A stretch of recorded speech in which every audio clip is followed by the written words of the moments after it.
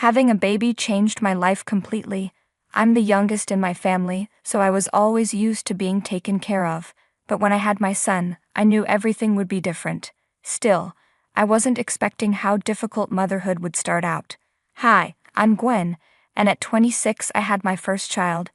My son, Heath, meant everything to me and my husband, Hugh.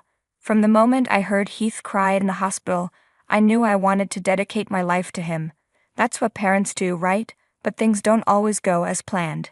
This is where Hugh's mom, Trish, comes in. She had recently gotten divorced and came to stay with us. She wasn't in a great mental state and had nowhere else to go. This was her second divorce, first with Hugh's dad, and now her ex-husband, whom she married soon after Hugh was born. When I married Hugh, I found out Trish had just had another child, which was surprising at her age. But her marriage fell apart again, and she lost custody of the child because she wasn't in a good mental state. When we brought Heath home from the hospital, Trish was thrilled. She spent hours just staring at him in awe. While I was glad she was around, I also felt she missed the daughter she wouldn't see grow up. Trish was so excited when I told her we named the baby Heath. She loved the name and asked to hold him. I trusted her because she had handled more babies than I had. Hugh and I smiled as she played with Heath, but then he started crying. I thought he was hungry, so I asked for him back. Trish insisted he wasn't hungry and just wanted attention. She kept playing with him even though he was crying louder. I looked at Hugh for help, and he gently suggested Trish let me take care of Heath. But Trish didn't listen and shook the baby lightly, which made me nervous. I finally managed to take Heath from her, even though she tried to hold on. This was just the beginning of her strange behavior. Trish would play with Heath even when he was sleeping, waking him up just when I had finally calmed him down. She never took responsibility for his crying, just laying him in the cradle and walking away as if he'd stop on his own. She insisted that babies only want attention and that feeding them should come later. I tried to explain that Heath was just a few weeks old and needed regular feeding and sleep, but she dismissed me, saying new mothers think they know everything. Trish continued to ignore Heath's needs, treating him like a toy to play with when it suited her. I decided to talk to Hugh about it, but he wasn't happy with how I was talking about his mom.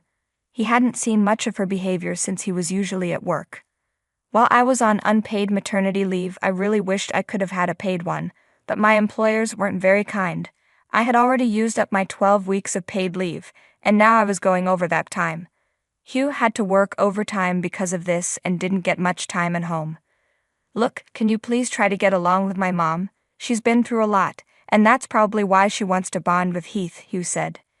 I do get along with your mom as long as she's not acting weird around our baby. Do you know last night I woke up to him crying, and she was just standing over his cradle, staring at him. It was terrifying, I replied. She said she wanted to play with him, but didn't because she knew you wouldn't be okay with it. She was just standing there looking. It was scary, I added. I know she can be a bit strange, but that doesn't mean she'll hurt him. Just be nice and persuasive and she'll soften up. She's easygoing like that, soft-hearted like you. Hugh tried to reassure me. I really don't know about this, I said, worried. Heath was too young for a nanny, and I couldn't take him to work when I went back. I was a barista at a local cafe and I wasn't sure how long I could stay off work. With only Hugh working, we were just making ends meet, and I was concerned about the future. At first, I liked the idea of letting Trish take care of Heath while I was away, but now I realized that might not be a good idea. The other day, I was trying to get Heath to sleep when I heard loud noises from my room. I peeked in and saw Trish stomping around, looking like she was deep in thought. When she noticed me, I quickly looked away, but she swung the door open. Do you think I should talk to my lawyer again? She asked abruptly. Talk to your lawyer? About what? I asked, confused. About my baby. Like the one you have. I think I can get her back if I try really hard. Maybe I could file a lawsuit against Tony and prove he's not a reliable person for her to grow up with, she said. Tony was her ex who had custody of their child. I felt sorry for Trish. She was clearly in a bad mental state, but I had to warn her about the consequences of her actions. Trish, that's a long shot. Even if you prove Tony can't raise the child, you won't get her back. They'll say both parents are unfit, and she'll go through the foster care system until she turns 18, I explained. But then I can adopt her as soon as she's put up for adoption. You can keep Heath, and I'll get my baby. Everyone will be happy, Trish said. Trish, no offense, but you're starting to sound like you're losing your mind. You need to relax and let go of this. You need help, I said gently.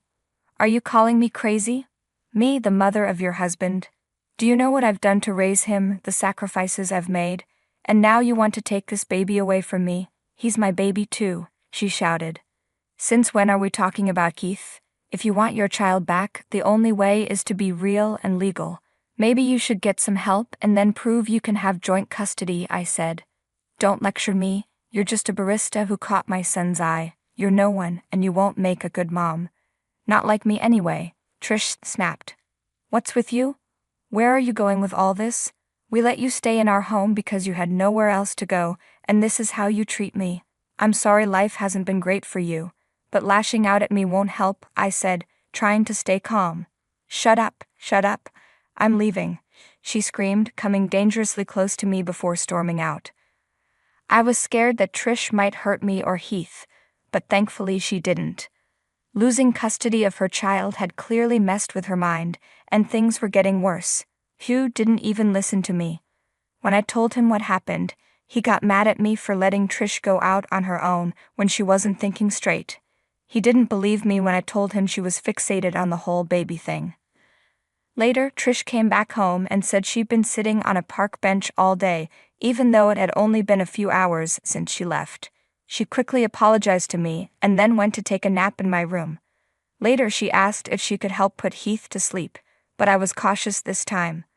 I wasn't about to let her handle the baby without supervision. Things didn't get easier after that. There came a point where I knew I'd need to ask Trish to leave for good. Things really took a turn one day when we were taking care of a sleeping Heath. How much does it cost to take care of a baby these days? Trish asked. Oh well, the diapers, other supplies, and baby-proofing the house add up.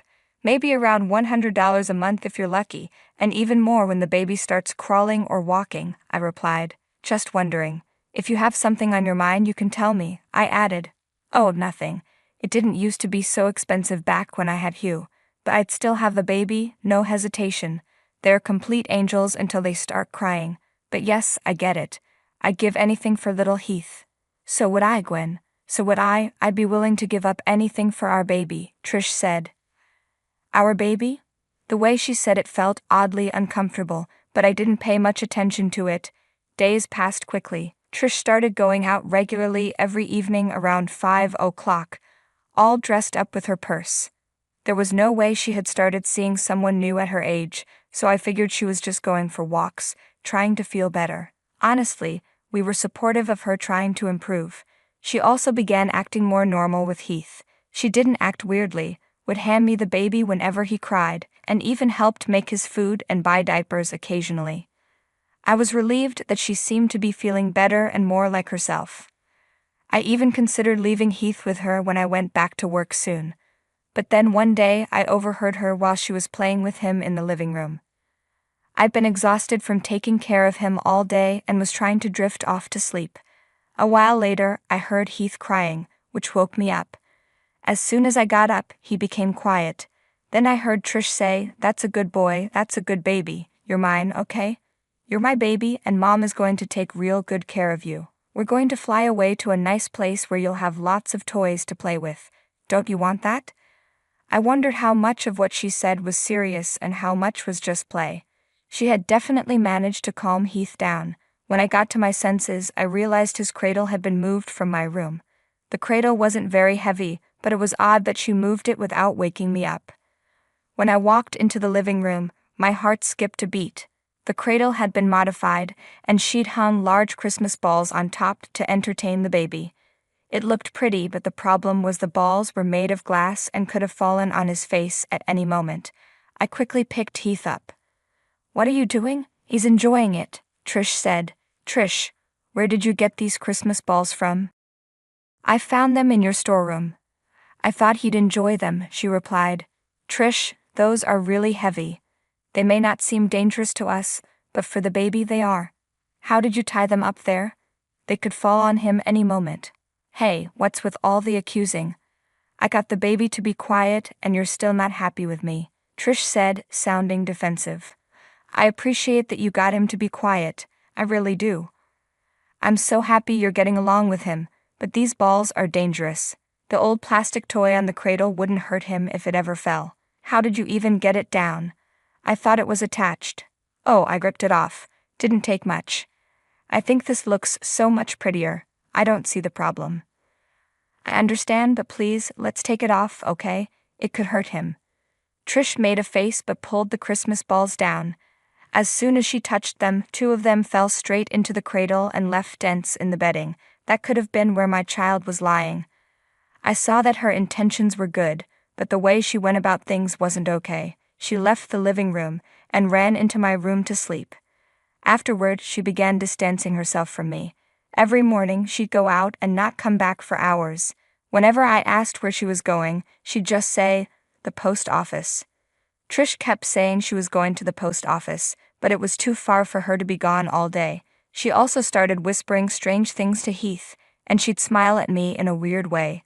I was getting uncomfortable, so I talked to Hugh again. "She's trying to get better. Why aren't you being supportive?" Hugh said. But she still acts strangely around Heath. She keeps telling him he's her baby and says her own name over and over so he'll say it first. You know about the Christmas balls incident, and I'm really concerned. You're overthinking this. She's taking care of our baby. Yes, the Christmas balls were a mistake, but you handled it, and she won't do it again. And you need to help her get to the post office if that's where she's going. Hugh, she's obviously not going to the post office every day. Why would she? Because she used to work there and has friends there. Maybe she got a part-time job. Then why wouldn't she tell us about it? I don't know, okay? Just relax and stop keeping an eye on my mom. She's innocent, there's no need to accuse her. That was it, I lost it. Hugh refused to believe me no matter what I said. With my return to work approaching, I decided to take matters into my own hands. I bought a baby monitor and secretly installed it in the wall so no one would notice it.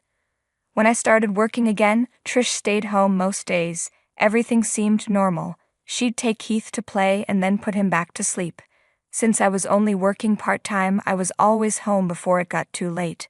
But one day, I heard something on the baby monitor that made my heart sink. "Oh, we're going to fly away, Heath, you and me. Mama has been working so hard at school, teaching little kids like you'll be someday. Oh, Mama has so many plans once she runs away with you," Trish said. I heard Heath giggle as she picked him up and spun around the room. "My baby, oh little baby, do you like spinning? Do you like it? Of course you do. We're going to go far away from your little cradle. I'll get you a new one with big shiny balls on it, and you'll have a pretty mom, unlike your mom, and we'll make Daddy run away too. Yes, we will." What was going on? I was horrified. She continued spinning around the room with Heath, but when she finally sat down, Heath started crying. She placed him on the edge of the bed and held her head like she was dizzy. I panicked, thinking Heath might fall, but she picked him up just in time and put him back in his cradle. "You keep crying, and I'm not giving you any more attention. In my house, you'll learn discipline from the get-go. Children these days, I swear to God," she said and slammed the door. I was deeply concerned. I recorded the footage and considered sending it to Hugh, but I wanted to make sure I wasn't overreacting. That day, I went home early, worried about my child. Trish opened the door, looking worn out and tired. She yawned and went straight to sleep without saying a word. I rushed to my room, quickly fed Heath, and calmed him down. Once he was asleep, I locked the room from the inside and started searching. Trish always carried a big red purse whenever she went out, and I needed to find it. After searching my room for almost an hour, I found nothing. Then I noticed it hanging from the coat rack. I grabbed it as quietly as possible, and when I looked inside, I was shocked. She had a teacher's ID card for a school and a plane ticket scheduled for the day after tomorrow. She had been planning to run away with my child. I kept the ticket and ID card to myself and sent the video to Hugh, asking him to come home as soon as possible. "This can't be real. Oh, for God's sake, you still think I'm overreacting?" I asked when Hugh saw the footage and held the ticket and ID card in his hand. Hugh was speechless. He realized Trish had been working for months to arrange all this. She clearly needed help. We decided to call Hugh's dad, Jonah. Jonah quickly picked up the call. When Hugh told him what was happening, Jonah was saddened but agreed that Trish needed to be removed from the house. He suggested we consider a retirement home for her. Do you think she should go to a retirement home? Hugh asked. That's what I'd do. But I think she needs psychiatric care first, Jonah replied. So you want her out of the house for good? Hugh confirmed. Yes, please, I said. Okay, I'll come over to talk to her in person. Let's get started, Jonah agreed. Jonah had been around when Heath was born, and he and Trish would often argue over small things, but he came over anyway. Hugh and Jonah talked to Trish, and there was a lot of crying and yelling. He's my baby, Trish screamed. No, he's my son. Trish, you need to get out of here before we have to forcefully remove you, Hugh said. Oh, I'd like to see you try, Trish shot back. By then, I'd lost my patience. Trish had done so much to upset me that I wanted her out of our lives for good. You will never set foot in this house again. Just go away and keep your hands off my son. Enough. Both of you. Jonah intervened. Mom, please don't make this complicated. Come with us. The fighting continued for a while, but I finally decided to let her go into a retirement home for good. The people at the nursing home said they'd provide her with some psychological help as well. I didn't care anymore. I tore up the plane ticket in front of her and called the school where she worked to ensure she wouldn't be allowed near any kids again. Maybe I went too far in my anger, but it was all necessary.